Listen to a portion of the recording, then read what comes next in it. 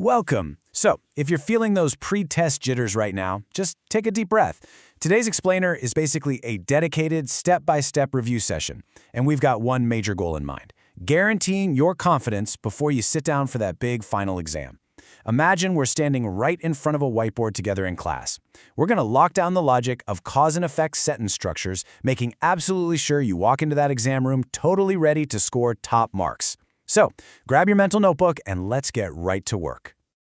Okay, let's dive into our lesson plan for today. We are going to start off by cracking cause and effect, then we'll compare clause versus noun connectors and climb what I call the formality ladder. After that, we'll tackle some common traps, do a quick pop quiz to test yourself, and wrap it all up with a final exam summary checklist. All right, Section 1, Cracking Cause and Effect, the basic formula. To truly master English grammar, you've kind of got to treat sentences like a structural blueprint, right? And before we can build the roof, we have to lay down the foundation. At its absolute core, a cause simply explains why something happens. And the effect, well, that explains what happens because of that reason. It really is that straightforward. Our basic formula is always cause leading to effect. But, a sentence needs something to hold these two ideas together. It needs mortar. That mortar is our connector. It tells the reader exactly how the two halves of your thought are actually related.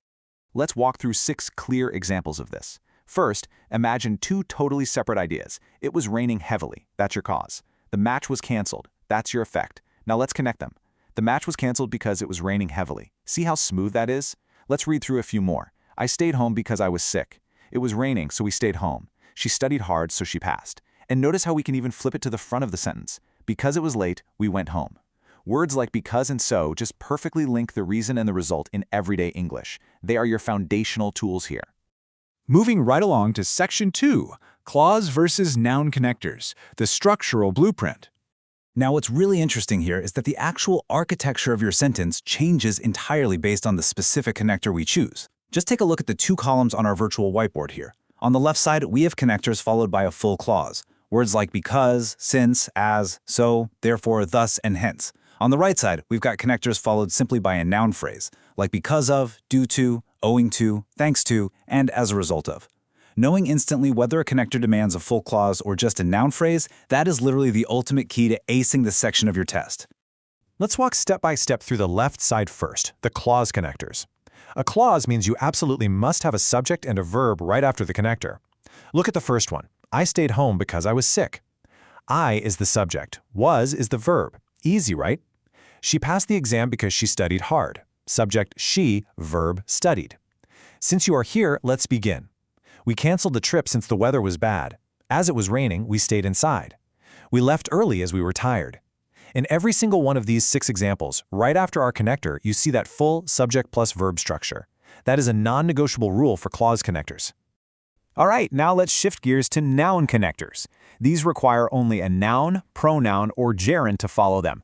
No full subject-verb combos allowed here, at all. The game was postponed because of the rain. See? The rain is just a noun phrase. She succeeded because of her hard work.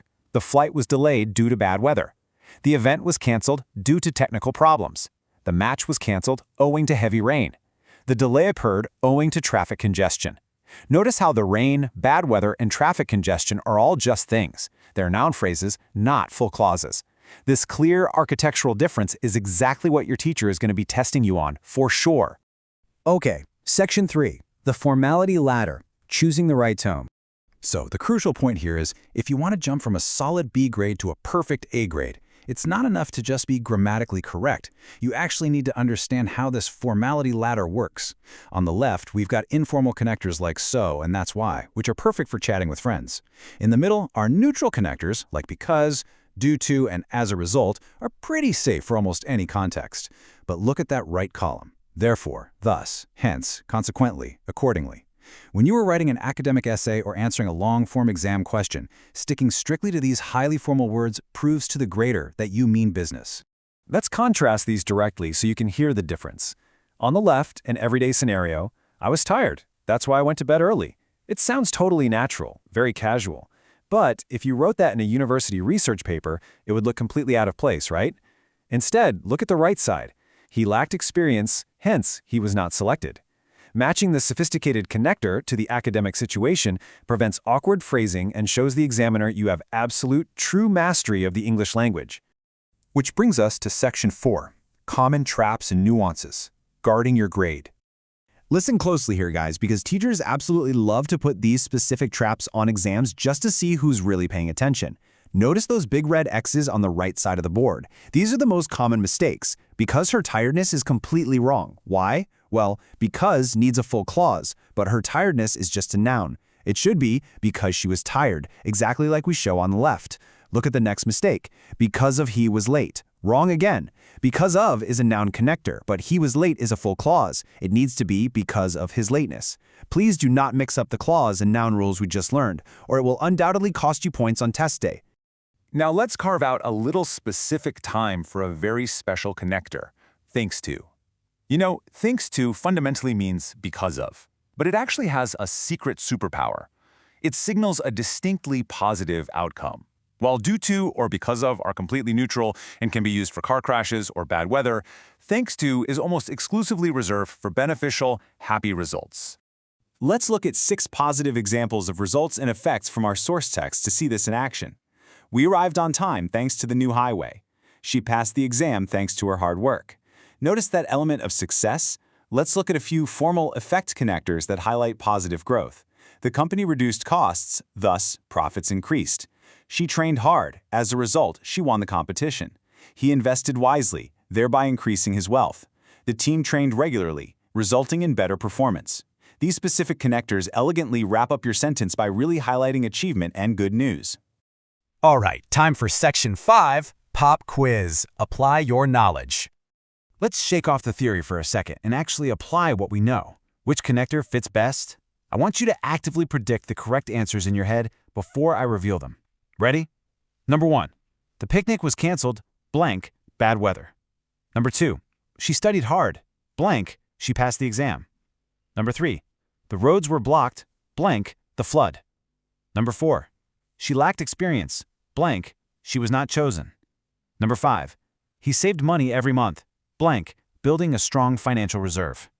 Take 3 seconds right now. Decide if you need a clause connector, a noun connector, an informal tone, or a highly formal academic one. And this brilliantly illustrates everything we've covered today.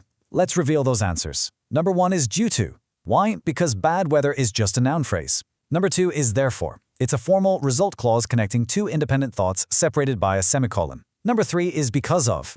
Again, the flood is simply a noun phrase. Number 4 is hence, a highly formal academic consequence. And number 5 is thereby. It literally means by doing that, formally connecting the action to the positive result. If you got these right, honestly, give yourself a massive pat on the back. Finally, Section 6, Final Exam Summary Checklist. You're ready. We've done all the heavy lifting. Now consider this your ultimate cheat sheet to verify your answers when double-checking your test paper. First, remember the foundation. Cause explains why, and effect explains what happens. Second, because, since, and as absolutely demand a full subject and verb clause right after them. Third, because of and due to take just a simple noun phrase, don't fall for the trap. Fourth, match your formality. Use heavy hitters like therefore or thus for your academic essay sections. And finally, use thanks to strictly for positive, beneficial results. Let's move to our final slide. You now have the structural blueprint, you know exactly which tools require a clause versus a noun, and you completely understand the logic behind the formality ladder. The hard work is done. So I have one last question for you. Are you ready to ace this grammar test? I absolutely think you are. Take a deep breath, trust the rules we reviewed today, and go crush that exam. Thanks so much for joining me on this explainer.